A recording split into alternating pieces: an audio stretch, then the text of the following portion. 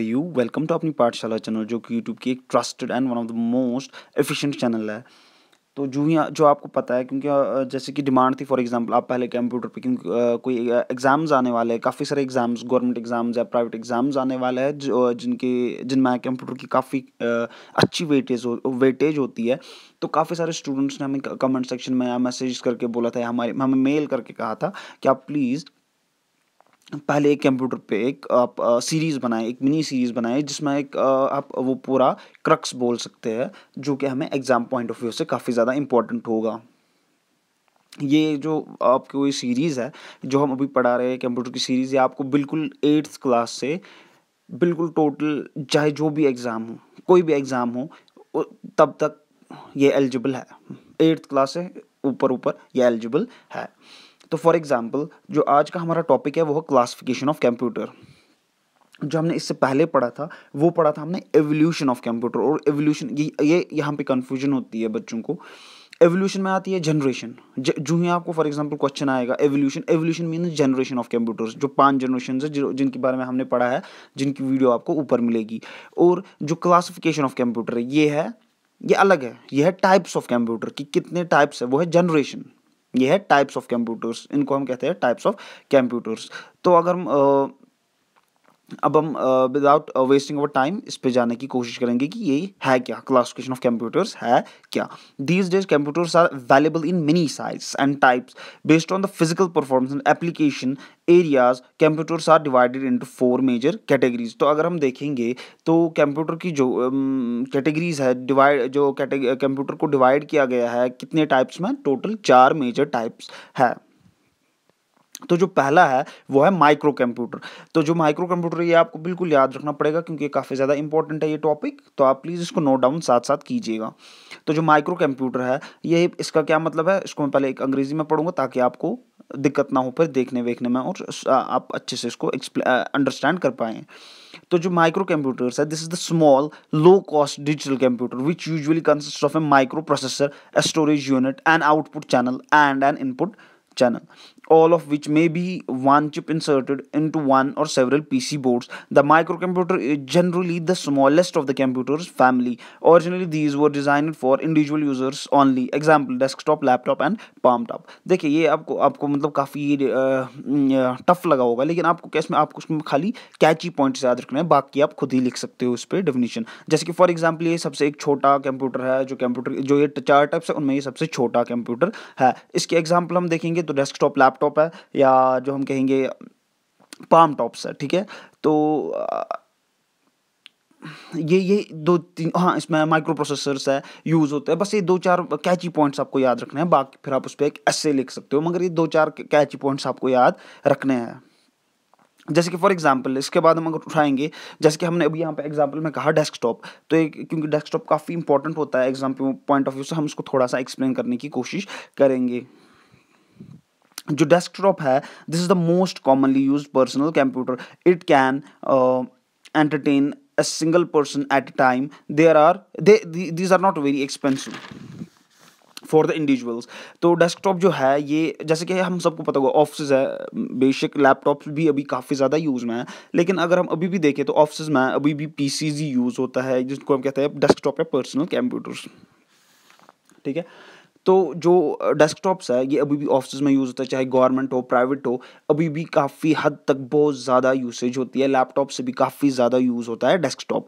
तो अब हम उठाएंगे लैपटॉप। ये बस आपको थोड़ा सा मामूली आइडिया मैं दे रहा हूँ, ये ज़्यादा इंपॉर्टेंट है नहीं। जो इंपॉर्टेंट है वो है टोटल वो 4 कैटेगरीज जो हमने उसमें से एक पढ़ी, कौन सी पढ़ी, माइक्रो कंप्यूटर्स। तो जो अब हम उठाएंगे laptop, it is a portable computer that a user can carry around, also known as notebook computers. These computers are lightweight and one can use them anywhere, anytime. They do not need any external power supply as rechargeable battery is completely self-contained in them. हाँ, तो जैसे कि desktop क्योंकि मतलब वो chargeable नहीं होता है, लेकिन लैपटॉप चार्जेबल होता है। और जैसे कि आज मतलब एक कॉमन सेंस है कि लैपटॉप फोल्डेबल होता है, हम उसको अपने साथ ले सकते हैं कहीं पे भी, और उसका दूसरा नाम है नोटबुक। तो ये सब चीज़ें आपको याद रखनी है, बस कुछ खास इसमें आपको याद रखने की ज़रूरत नहीं है। अब हमने तीसरी जो एग्जाम्पल पढ़ी थी वो पढ़ा था हमने पाम टॉप्स। तो जो palm tops है, these are the computers. These computers can conveniently stored in a pocket.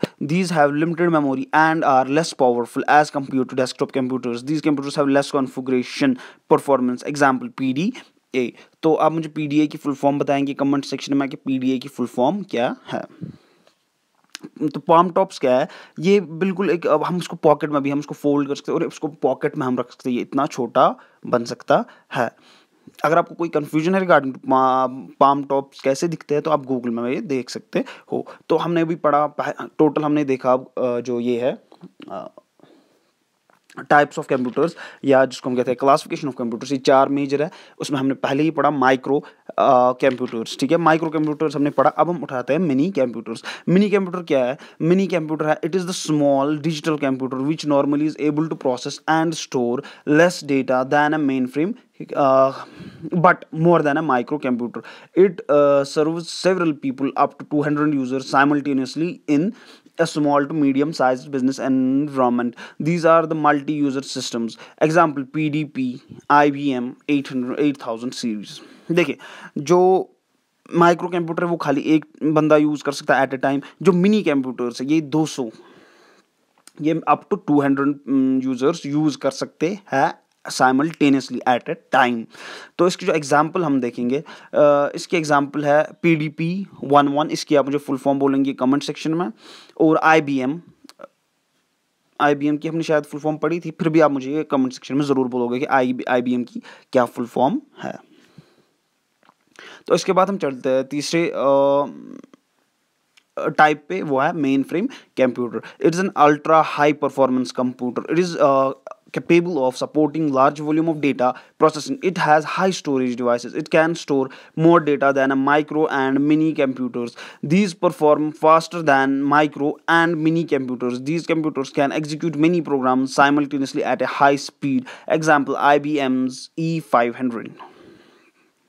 IBM E500, ये IBM S नहीं है, ये मतलब IBM का E500 है, ठीक है। तो जो मेन फ्रेम कंप्यूटर, देखिए कॉमन सेंस है, जो मेन जैसे कि फॉर एग्जांपल माइक्रो कंप्यूटर सबसे छोटा था, अपन मिनी कंप्यूटर था, उसमें मतलब स्टोरेज ज़्यादा थी, उसकी स्पीड ज़्यादा थी, वो उससे ज़्यादा यूज़ कर सकते थे लोग। तो वैसे ही फिर मेन फ्रेम कंप्यूटर क्या है, ये उन दोनों से ही ज़्यादा होगा, माइक्रो से भी मिनी कंप्यूटर से भी ज़्यादा ही एफिशिएंट होगा, मतलब कैपेबल उनसे ज़्यादा होगा। तो ये सब चीज़ें आपको कॉमन सेंस से यूज़ करनी है, ये कोई इशू है नहीं।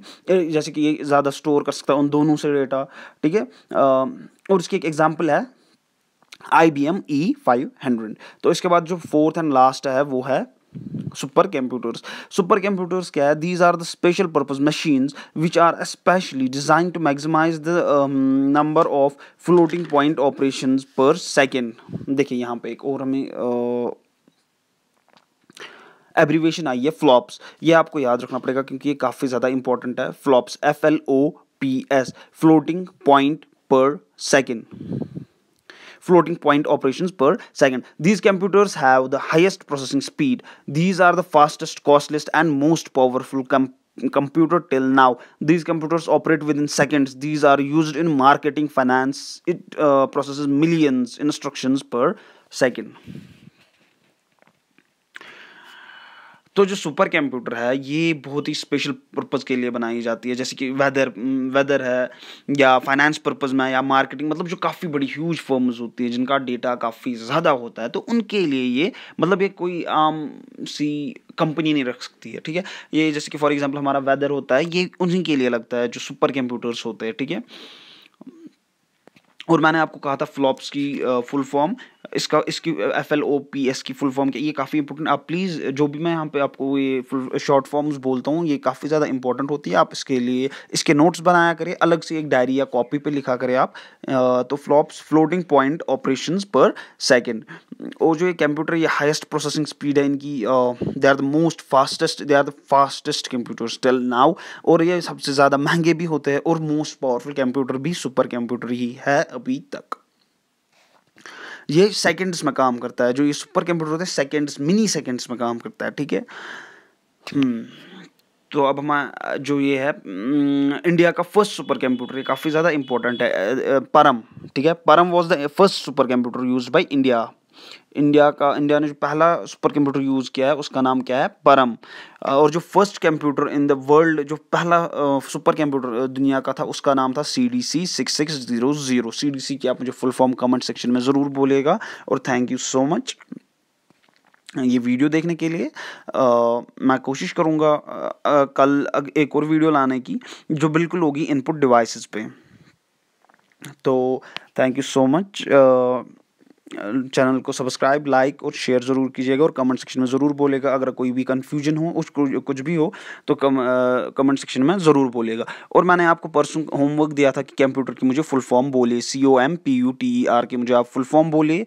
तो कंप्यूटर की फुल फॉर्म है commonly operated machine partially used for trade, education and research. और मैंने जो कल आपको होमवर्क दिया था तो मैंने 3 आपको दिए थे, MICR यानी कि magnetic ink character recognition, MICR magnetic ink character recognition, और दिया था मैंने दूसरा OCR यानी कि ऑप्टिकल कैरेक्टर रिकॉग्निशन।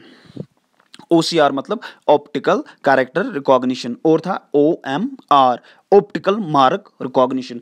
तो ये कल की होमवर्क थी। तो जो आज की होमवर्क होगी वो होगी CD DVD की। आप मुझे फुल फॉर्म बोलेंगे, एक तो CD और DVD की फुल फॉर्म मुझे आप कमेंट सेक्शन में ज़रूर बोलेगा। Okay, thank you so much.